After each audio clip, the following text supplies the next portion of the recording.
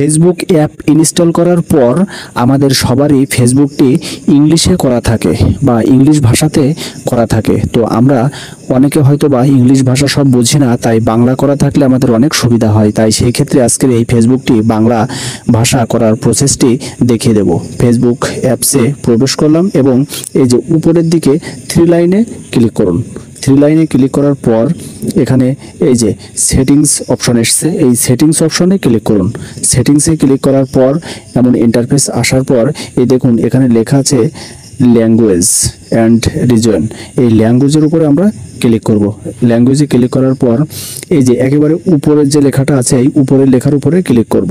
উপরের লেখায় ক্লিক করার পর আপনার সামনে যে ইন্টারফেস এসছে এখানে অনেক রকম ভাষা আছে বা কোন দেশের ভাষা আপনি ব্যবহার করতে চান। তো আমরা এখান থেকে বাংলাটা খুঁজে নেব।